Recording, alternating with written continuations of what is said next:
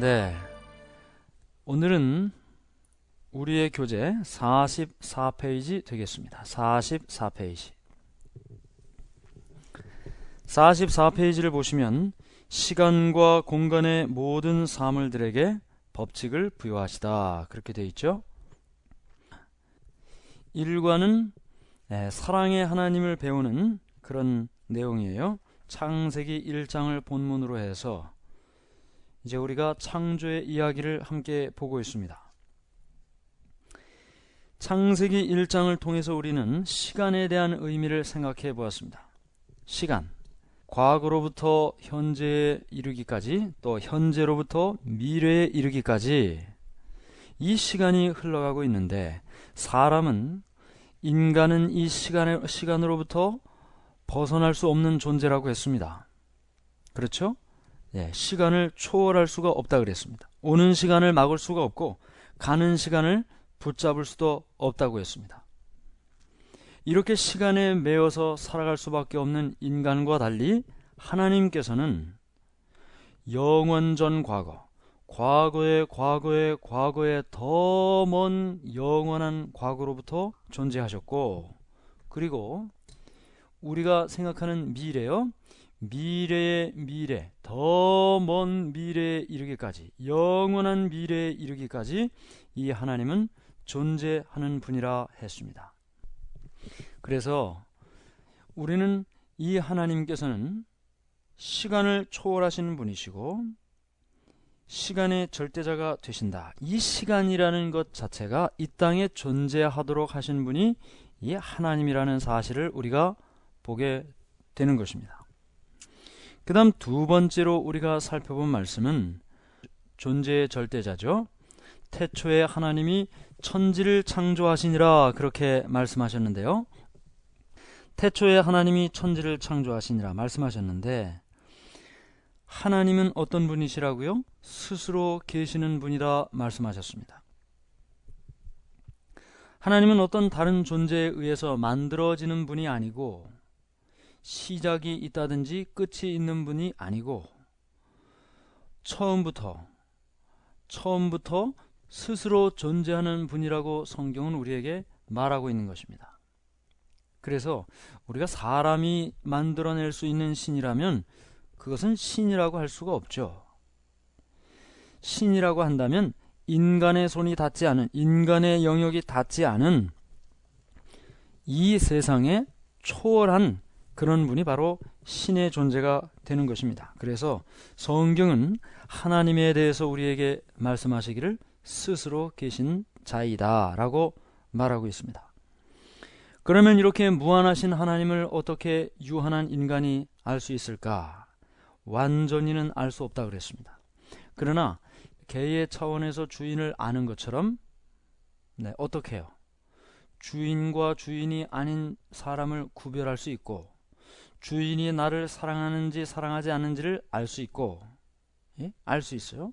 그러나 그 주인의 생일을 알 수 없고, 주인의 혈액형도 알 수 없고, 주인이 어디에서 태어났는지, 주인의 신체의 구조가 어떤지 개는 알 수가 없겠죠. 마찬가지로 우리가 하나님을 알되 인간의 차원에서 하나님을 알 수 있는 것만 알게 되는 것입니다. 성경을 계시라고 하는데요. 계시, Revelation이라고 그렇게 이야기를 합니다. 이 성경, 계시라는 말은 보여지다라는 뜻을 가지고 있습니다.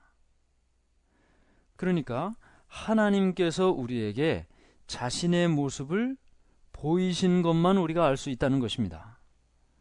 그 무한하신 하나님의 존재의 모든 것을 우리가 우리의 생각과 우리의 노력으로 알 수 있는 것이 아니라 하나님께서 이미 성경을 통해서 또는 이 천연계의 만물을 통해서 우리에게 하나님에 대한 것을 보여주셨는데 그것을 우리가 알게 된다는 것이죠.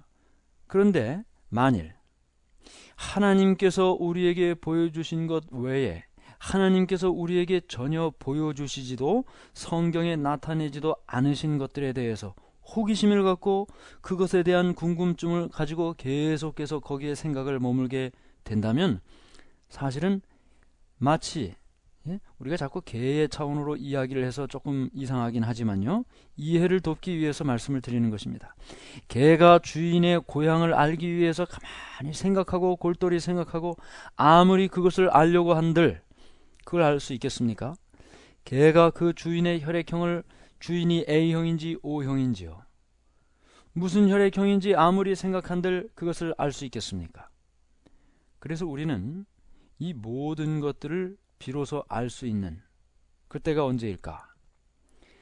우리가 나중에 다 구원받고 하늘에 가게 되면 하나님과 함께 있게 될 텐데요, 그때 하나님께서 우리에게 우리가 이 땅에서 살면서 이해되지 않고 알 수 없었던 많은 오묘한 일들을 우리에게 말씀해 주실 것입니다. 그때까지는 우리가 하나님께서 우리에게 이미 보여주신, 나타내 주신 계시를 통해서만 하나님을 이해할 수 있는 것이죠. 하나님께서 어떻게 창조하셨을까?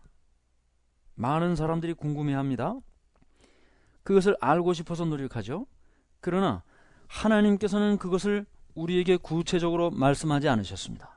어떤 메커니즘을 통해서 이 세상 만물이 존재하는지 그것을 일일이 속속들이 우리에게 말씀하지 않으셨어요.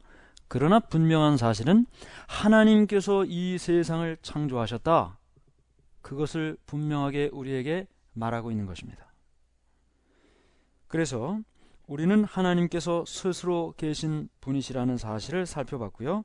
그 다음에 세 번째는 공간의 절대자라는 것을 배웠습니다. 공간의 절대자. 우리가 이 지구에 살고 있고 지구는 태양계에 속해 있다 그랬죠. 태양계는 은하계 안에 있다고 했습니다. 그런데 이 은하계가, 우리가 속해 있는 이 은하계가 이 우주 안에 약 1000억 개의 은하계가 있다고 천문학자들이 말하고 있어요.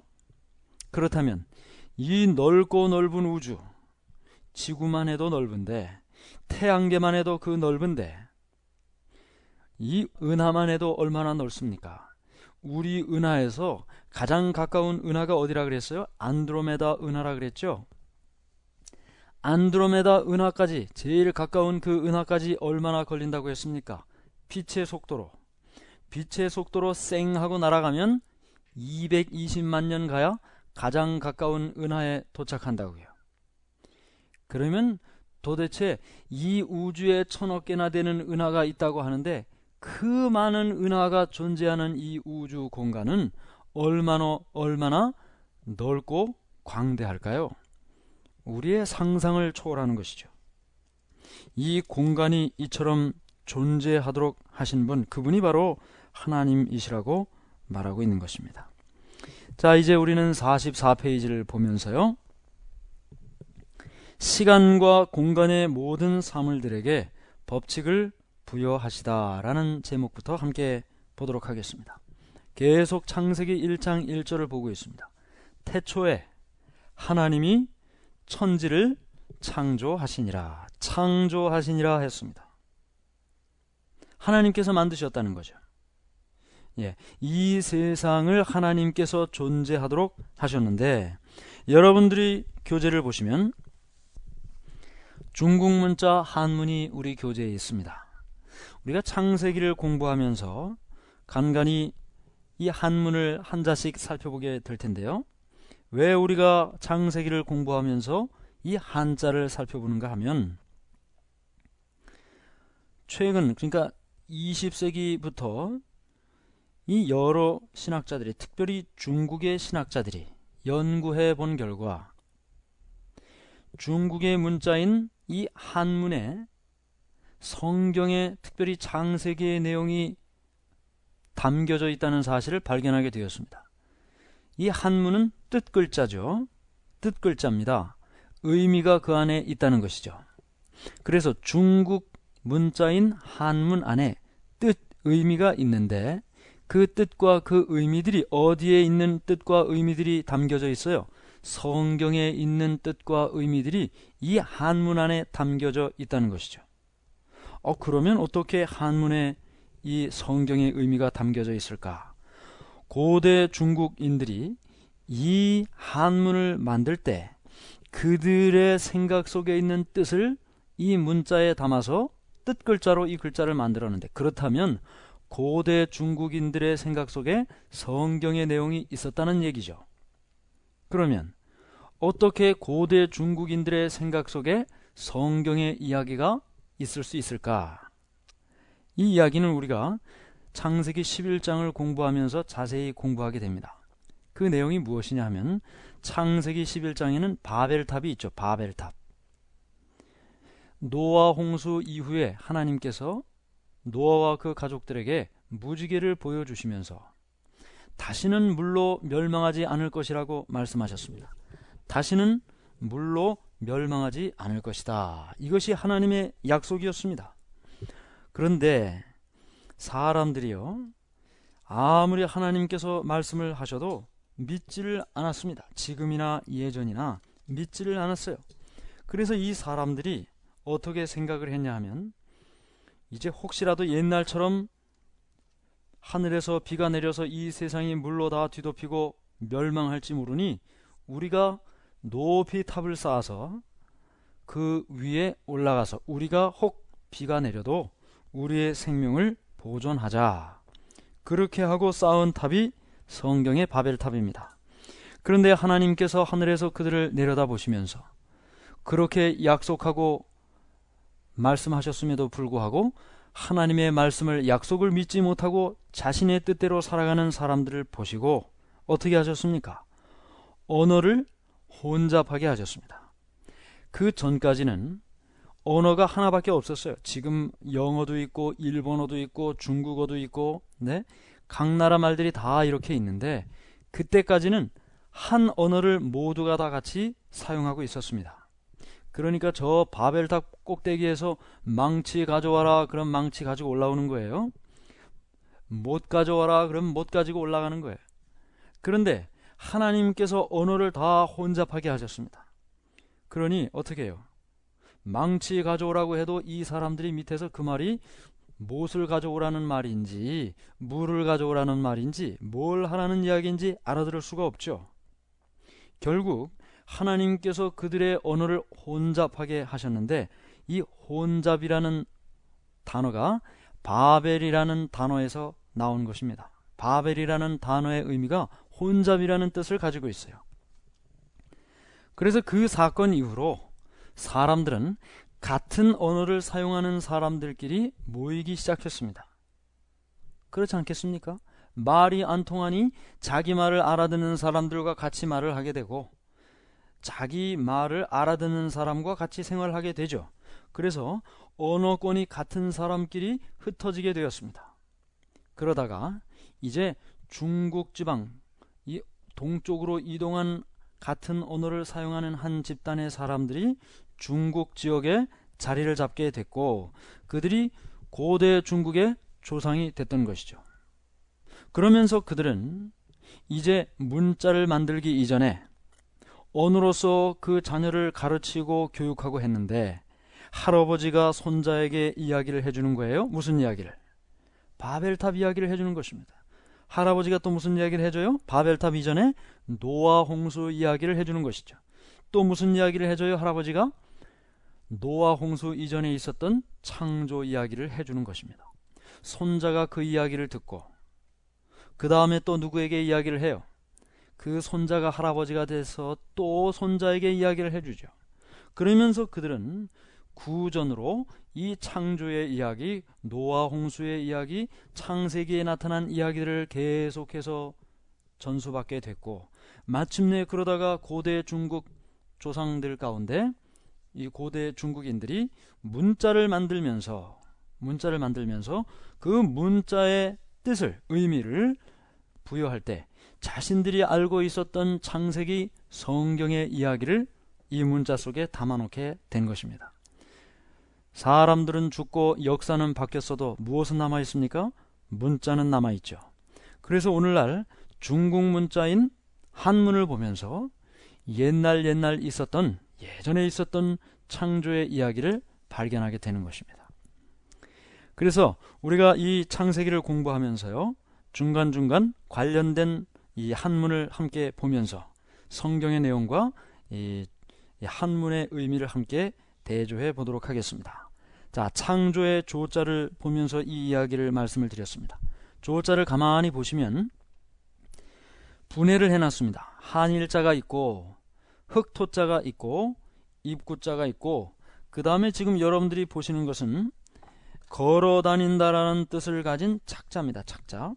그러면 하나라는 뜻, 흑토라는 뜻, 입구라는 뜻, 걸어다닌다는 뜻의 착자가 합쳐져서 조자가 됐는데, 만들다, 창조하다, 짓다라는 의미의 조자가 됐는데, 이걸 한번 가만히 살펴보도록 하겠습니다.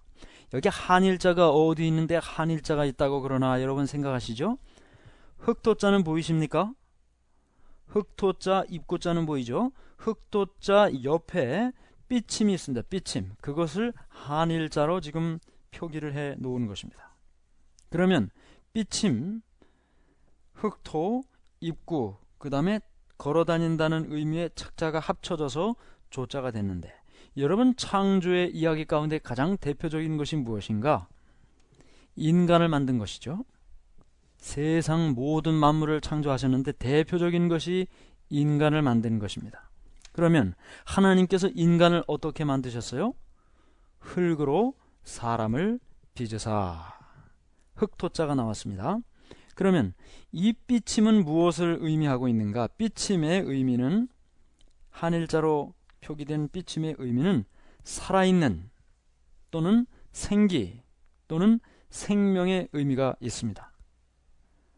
지금 이 글자뿐만 아니라 다른 글자에서도 이와 같은 의미를 설명하고 있는 것입니다. 뜻글자니까. 그래서 지금 생기라는 말이 있고 흙이 있고 입구자가 있어요. 입구라는 말은 사람의 입을 설명하고도 있고, 또 입구자라는 말은 존재의 의미를 가지고 있어요. 사람이 하나 존재한다라는 그런 의미가 담겨져 있어요.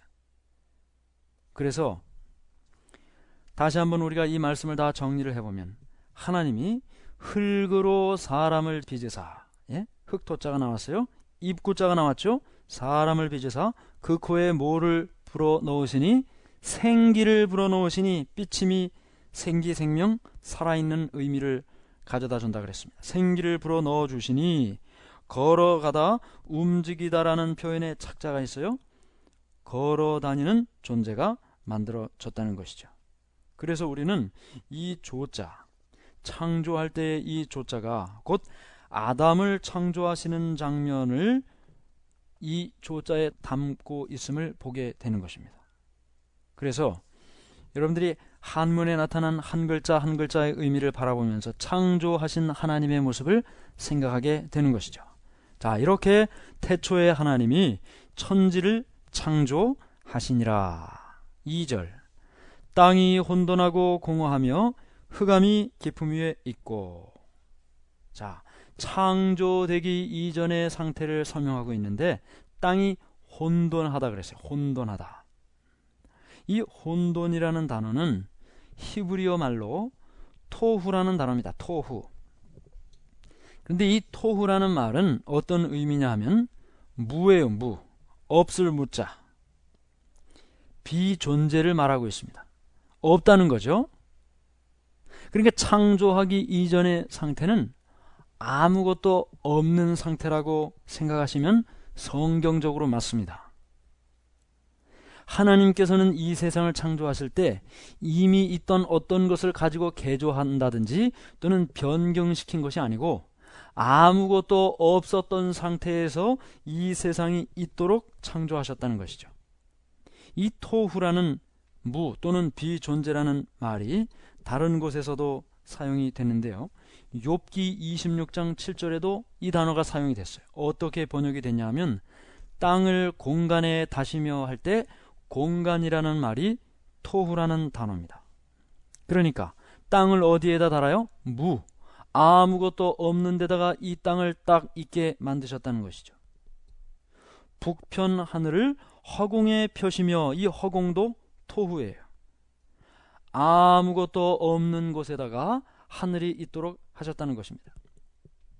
그러므로 하나님께서 창조하신 창조는 nothing, 아무것도 없었던 상태에서 무엇이 있도록 하셨다는 것입니다.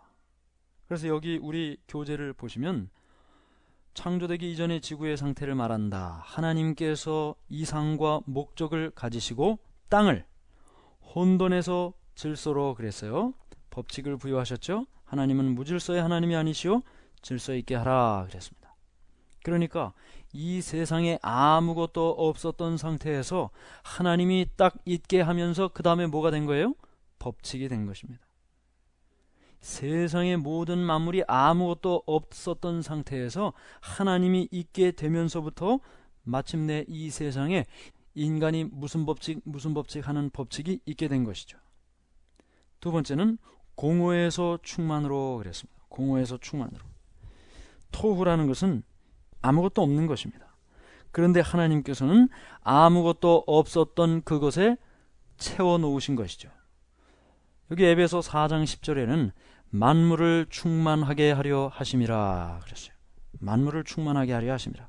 마지막으로 세 번째는 흑암에서 빛으로 그랬습니다.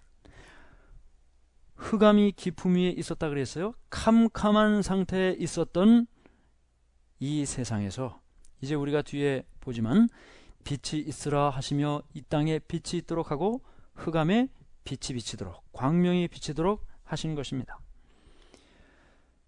계속해서 2절 하나님의 영은 수면 위에 운행하시니라. 하나님의 영은 수면 위에 운행하시니라. 여기 하나님의 영은 성령 하나님을 이야기하고 있습니다. 성령. 여러분 성경을 연구하시면서 성령에 대해서 많이 들어보셨습니다. 어디에서 성령이 나왔죠? 네, 예수님께서 십자가에 달려 돌아가시기 전에 제자들에게 말씀하시면서 보혜사 성령에 대한 약속을 하셨습니다. 제자들이 성령에 대한 약속을 받고 예루살렘에 들어가 열심히 회개하고 자복하고 기도드릴 때 하늘에 성령께서 이 땅에 임하시면서 제자들에게 불의 혀처럼 임하셨어요. 그래서 그들이 성령의 능력으로 나가서 설교하고 하나님의 말씀을 전하는 모습을 사도행전에서 보게 됩니다. 그런데 신약 시대에만 있었던 것처럼 보여지던 이 성령이 지금 어디에 있습니까? 어디에 나타나고 있어요? 창세기 1장에서 설명하고 있어요. 하나님의 영은 수면 위에 운행하시니라. 자, 여기 영자가 또 나옵니다. 영. 네, 이 영자는 신령할 영자인데요. 여러분들이 이 우리 교재를 보시면 이 앞에 한문이 많이 나와 있는 것 이미 아마 보셨을 겁니다. 이 한문이 많이 나와 있는데요. 18페이지를 잠깐 보겠습니다. 18페이지. 18페이지를 보시면 지금 우리가 살펴보는 이 영자가 있습니다. 신령할 영자. 하나님의 신이, 하나님의 영이 수면 위에 운행하시니라. 이제 창조하는 그 자리에 이 하나님의 영이 계시다라고 말하고 있어요. 자, 신령할 영자가 있습니다. 그렇죠? 비우자가 있고, 그 다음에 입구자가 셋이 있고, 지을 공자에 사람인자가 둘이 있습니다. 태초에 하나님이 천지를 창조하시니라 했는데 하나님은 누구시라 그랬어요? 우리가 맨 첫 시간에 배웠죠. 하나님은 영이시니 신령과 진정으로 예배할지니라. 하나님은 영이시라고 했습니다. 그러면 하나님이 영이시라고 했는데 지금 창세기 1장 2절을 보니까 그 하나님의 영이 수면 위에 운행하시고 계시다라고 말했죠. 그러면 다시 지금 44페이지 우리가 배우던 페이지로 돌아옵니다. 그러면 이 신령할 영자를 분해한 것을 한번 보겠습니다. 비우자, 입구자 3개, 지을 공자, 사람인자 2개. 여러분이 비우자를 보시면 한일자가 있습니다. 첫 번째. 그렇죠? 비우자를 쓰려면 한일자를 먼저 한번 딱 그어야 되지 않습니까?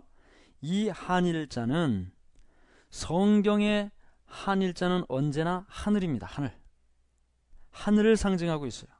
그 다음 두 번째 긋는 두 이자를 쓸 때 두 번째 또 한일자를 한 번 더 긋죠. 두 번째 걷는 그 한일자는 땅을 설명하고 있어요. 나중에 우리가 다른 한문을 공부할 때 자세하게 설명을 드립니다. 그래서 비우자를 쓸 때 첫 번째 한 획을 긋는데 한 일자를 긋죠. 그것은 한문에서 하늘을 가리키고 있다고요. 그 다음에 지금 이 덮개가 보입니다. 한 일자 다음에 덮다 씌우다라는 글자의 의미가 있는데, 하늘에 계신 하나님이 이 세상을 창조하시기 위하여 세상을 덮고 계시는 장면으로 이 고대 중국인들은 이해를 했어요. 그 다음에 물 숫자 있습니다. 점점점점에다가 가운데 금 하나 거 있는 것이 물 숫자인데, 지금 하나님의 신이 어디에 운행하고 계시다고요? 수면 위에 운행하시니라. 그러니까 하늘에 계신 하나님이 이 세상 창조를 위해서 이곳을 덮으시며 내려오시며 어디에 계세요? 수면 위에 운행하시니라. 물 숫자가 비우자 속에 있죠. 그런데 그분을 보니까 창조를 위하여 이 땅에 임하시는 그 하나님을 보니까 입구가 몇이에요? 셋이에요. 입구자는 사람을 나타내기도 하고 입을 나타내기도 하고 존재를 나타내기도 한다 그랬죠. 한 존재가 아니고 세 존재의 의미를 설명하고 있습니다. 우리가 삼위일체 그렇게 성경에서 이야기하는데요. 성부 하나님, 성자 하나님, 성령 하나님. 우리가 하늘에 계신 하나님 아버지하고 기도하고 있지 않습니까? 아버지 하나님이 계시고 이 땅의 인류를 구원하기 위하여 예수님으로 오신 아들 하나님이 계시고, 그 다음에 우리가 기도할 때마다 우리 곁에 계시고, 우리가 죄 지을 때마다 그 죄를 깨닫게 해주시고, 또 이렇게 아침마다 일어나서 새벽 성서학교에 참여하여 말씀 듣게 하시고, 이렇게 할 수 있도록 우리의 마음을 이끌어 주시는 분이 누구예요? 성령 하나님이죠. 성부와 성자와 성령 하나님이 바로 창조하는 그 자리에 함께 계셨다는 사실을 설명하고 있습니다.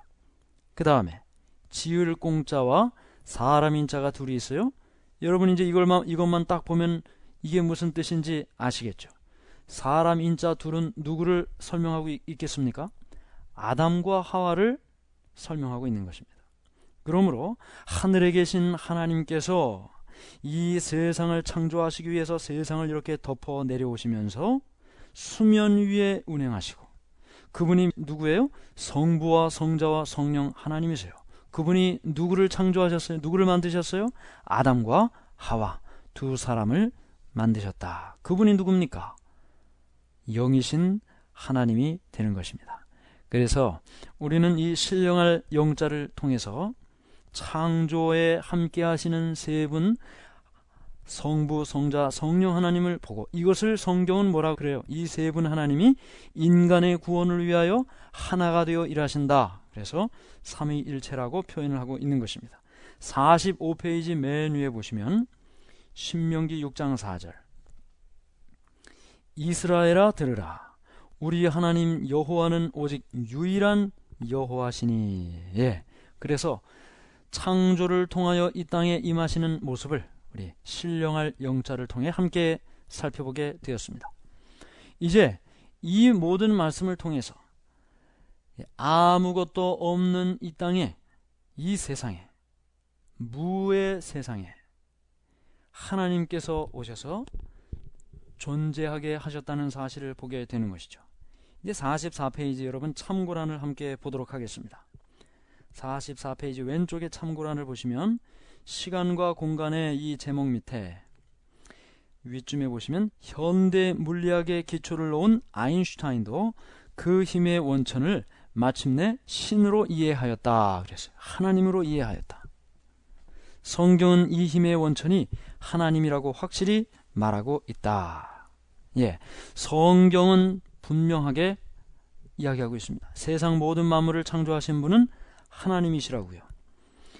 많은 과학자들은, 하나님을 믿지 않는 사람들은 말이죠, 이 세상의 모든 만물들이 진화의 진화를 거듭하여 존재하고 있다고 설명하고 있습니다. 사람은 어디에서 진화했다고요? 원숭이에서부터. 원숭이, 포유류는 어디에서 진화했다고 합니까? 양서류에서요. 양서류는 어디에서요? 파충류에서요. 파충류는 어디에서요? 저 아메바로부터. 아메바는 어떻게 생겨났다고요? 세포가 분열해서 아메바가 됐다고요? 그러면 세포는 어떻게 생겼습니까? 그것은 모른다는 것입니다. 성경은 세상의 모든 존재, 이 모든 존재를 하나님께서 창조하셨다고 말하고 있는 것입니다. 여기 바로 밑에 보시면 이제 한 물리학자가 계산한 그 상대성 이론에 대한 한 계산이 있는데요.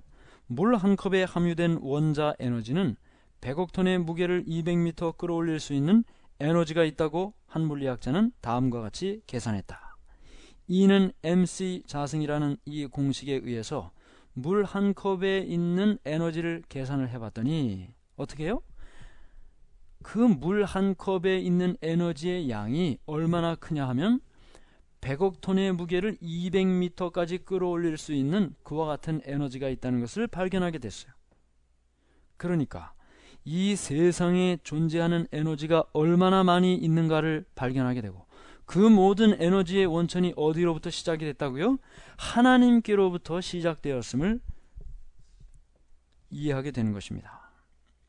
그래서 여기 45페이지를 보겠습니다. 45페이지. 창조의 방법이라고 되어 있죠. 3절, 하나님이 이르시되, 하나님이 말씀하신다는 것입니다. 하나님이 이르시되 빛이 있으라 하시니 빛이 있었고 이는 첫째 날이니라. 하나님께서 세상 만물을 창조하실 때 어떻게 창조하셨습니까? 말씀으로 창조하셨다고 말하고 있습니다. 여기 시편 33편 6절에서는요, 그 만상을 그의 입기운으로 이루었도다 그랬습니다. 그 만상, 세상의 모든 것들 다 물질로 이루어져 있습니다. 그 모든 세상의 물질을 무엇으로 이루셨다고요? 그의 입기운. 그 물질이 존재하게 된 것은 하나님께서 그 입으로부터 나오는 에너지로 존재하게 되었다는 것입니다.